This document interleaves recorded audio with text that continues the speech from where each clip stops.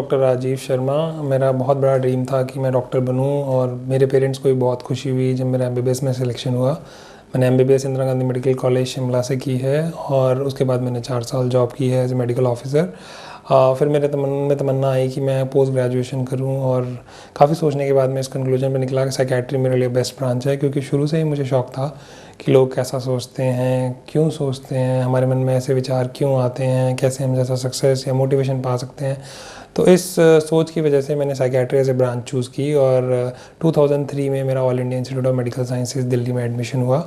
और इस पे भी मेरे घर वाले और मैं ऑलरेडी मैरिड था तो मेरी वाइफ और in laws was very happy and but they felt very odd कि मैंने psychiatry as a branch choose की है, जबकि मुझे साइकेट्री फेवरेट ब्रांच थी और किसी ने कोई ख़ास विरोध नहीं किया। जबकि मेरे घर वालों का ये ज़रूर मानना था कि पीडियाट्रिशियन बन जाए या बच्चों का स्पेशलिस्ट बन जाए तो कम से कम लोगों को बोलने में अच्छा लगेगा, लोग कुछ प्राउड से वो बोल सकते हैं। वो कैसे बोलेंगे कि हमारा बच्चा साइकेट्रिस्ट, या सिंपल लैंग्वेज में बोला जाए तो पागलों का डॉक्टर है, जिसके पास आधे लोग तो जाना ही नहीं चाहते। पता नहीं प्रैक्टिस चलेगी नहीं चलेगी, पता नहीं इस लड़के ने क्या सोचा है। बट मुझे आज भी बहुत खुशी होती है, आज से 10 साल पहले मैंने as a PG student join किया था। मुझे आज भी बड़ी खुशी होती है कि मैंने साइकेट्री एज ए ब्रांच ली और मैं साइकेट्रिस्ट हूँ। अगर मुझे दोबारा मौका मिले तब भी मैं एज ए साइकेट्रिस्ट ब्रांच लूँगा। इवन मेरे घर वाले बहुत खुश हैं, मेरे वाइफ भी बहुत खुश फील करती है कि मैंने एज ए साइकेट्री ब्रांच की। और दोस्तों ने शुरू में मेरा मजाक उड़ाया था। एक दोस्त ने तो ये भी कहा था कि कोयले की दलाली में हाथ तो काले हो ही जाते हैं। या कुछ पेशेंट भी पूछते हैं कि डॉक्टर साहब ऐसा नहीं होता, आप सुबह से लेकर शाम तक पेशेंट देखते हैं तो यार उम्र के साथ आप में भी फ़र्क आने लगे। बट ऐसा सच में नहीं होता है, बल्कि हमारी समझ जो है लोगों के बारे में बेहतर हो जाती है।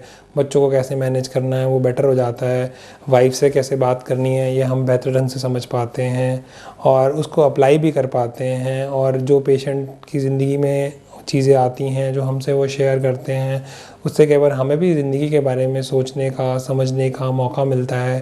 क्योंकि साइकेट्रिस्ट एक डॉक्टर है जिसमें लोग बीमारी के अलावा अपने घर वालों के बारे में बात करना चाहते हैं, उनके बारे में बताते हैं और खुल के डिस्कस करते हैं।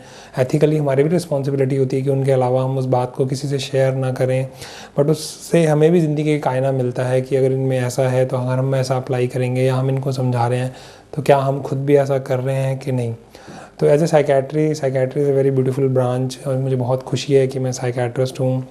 और कई बार पेशेंट्स के मन में ये डर होता है कि अगर हम किसी डॉक्टर के पास जाएंगे जो कि साइकेट्रिस्ट है, पता नहीं वो क्या पूछेगा, क्या वो बोलेगा, कैसे सवाल करेगा, क्या हमारे बारे में जान लेगा, कैसे हम उसके सवालों को फेस करेंगे।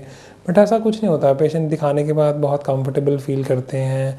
और मैं खुद भी चाहता हूँ कि साइकेट्री में अगर मैं कुछ भी ऐसा कर पाऊँ जिससे लोगों के भ्रम कम हो पाएँ, क्योंकि हमारी जो बीमारियाँ हैं वो लंबी ज़रूर हैं, उनका इलाज लंबे ज़रूर चलते हैं, बट वो बाकायदा 1-2 महीने में ठीक हो जाती हैं और उसके बाद पेशेंट बिल्कुल ठीक रहता है। लेकिन कई लोग अपनी सोच की ब्लॉक की वजह से या किसी के कुछ कहने की वजह से साइकेट्रिस्ट के पास आना ही नहीं चाहते या घबराते हैं या हिचकिचाते हैं।